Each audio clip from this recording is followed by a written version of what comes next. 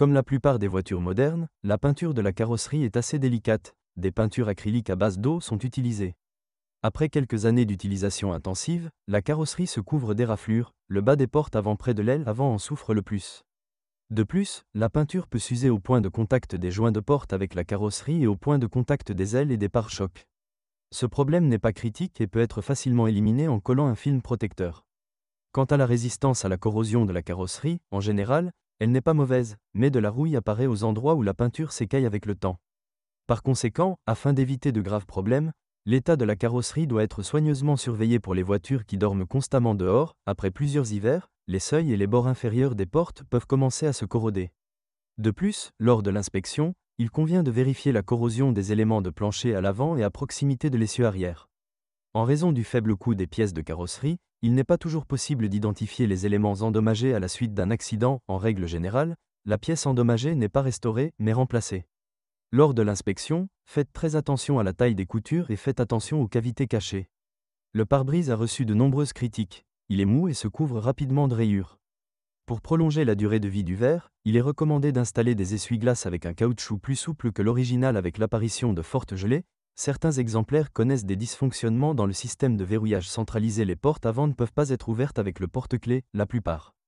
Souvent la porte conducteur. Pour éliminer le défaut, le lecteur de serrure doit être remplacé. Dans certains cas, la serrure a dû être remplacée. Un autre élément de coût peut être le bouchon du réservoir d'essence. Il est assez fragile et peut facilement être cassé d'un mouvement maladroit de la main. Au fil du temps, des fissures apparaissent dans la durite menant à la rondelle arrière. La présence d'humidité dans les optiques arrière permettra d'identifier le problème. Avec l'arrivée du froid, le plastique de la calandre installé dans le pare-choc avant devient très dur. De ce fait, même à la suite d'un impact mineur, il se brise en morceaux. Les fixations en plastique des pare-chocs ne sont pas non plus réputées pour leur fiabilité, elles se cassent même en cas d'accident mineur. Le mastic des vitres avant perd de son élasticité avec le temps et se fissure, ce qui peut entraîner l'apparition de corrosion sur les joints. Inconvénient commun à tous les moteurs, mauvaise étanchéité des canalisations du système de refroidissement. Le plus souvent, la maladie se manifeste pendant la saison froide, une fuite de liquide apparaît au niveau du capteur de température. Dans la plupart des cas, le problème disparaît avec une augmentation de la température. En raison de la lutte pour le respect de l'environnement, les moteurs ont perdu le réchauffement habituel au ralenti. Vous pouvez faire chauffer le moteur pendant 1 heure, mais ce n'est pas un fait qu'il se réchauffera.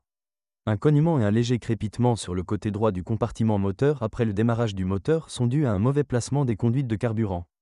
Pour vous débarrasser des bruits gênants, vous devez installer un joint spécial.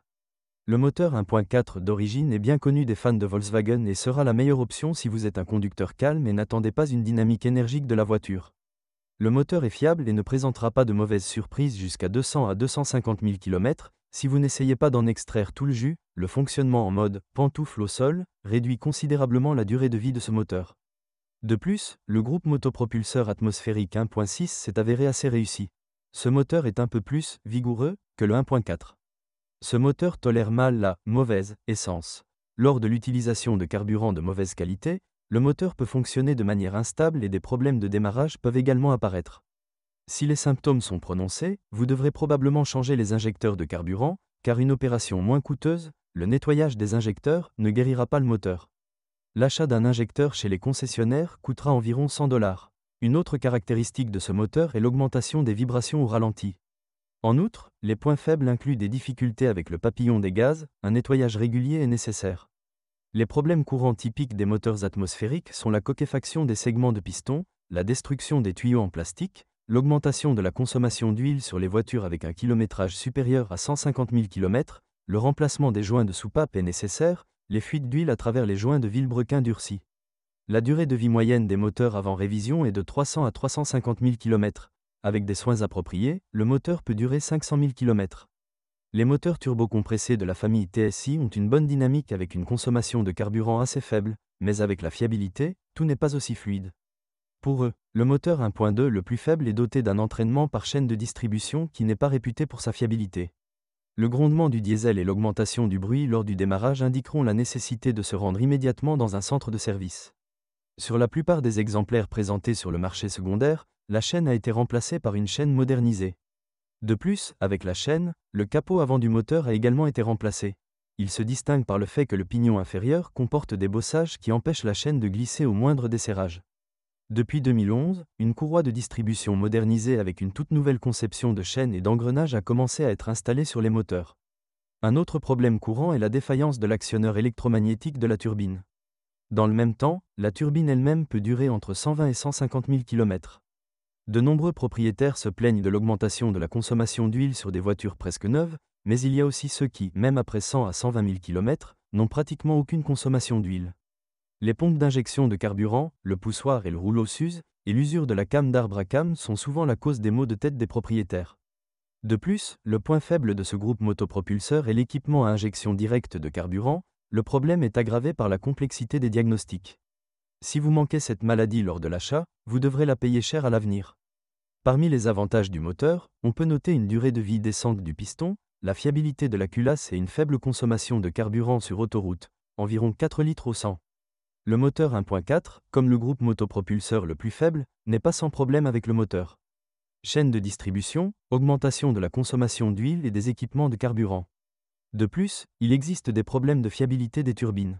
La version la plus puissante est équipée d'une double suralimentation, un compresseur et un turbocompresseur, ce qui augmente considérablement le coût des réparations. Pour être honnête, il convient de noter que sur de nombreux exemplaires, la pièce problématique a été remplacée par une pièce améliorée sous garantie. Le régulateur de phase me dérange souvent, les symptômes sont les suivants.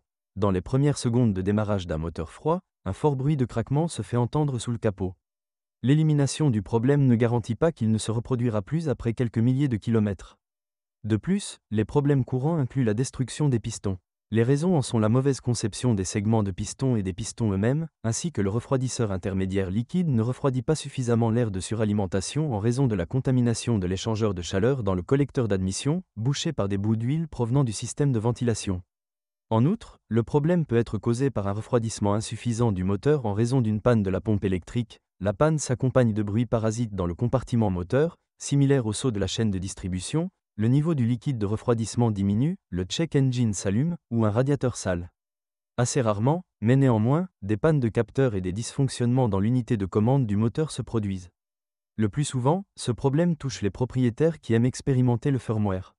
Lorsqu'ils utilisent du carburant de mauvaise qualité, les bobines d'allumage s'usent prématurément. Le moteur le plus puissant développe 160 chevaux. Il existe des cas fréquents de défaillance des chemises de vilebrequin en raison de la forte charge, elles s'usent rapidement.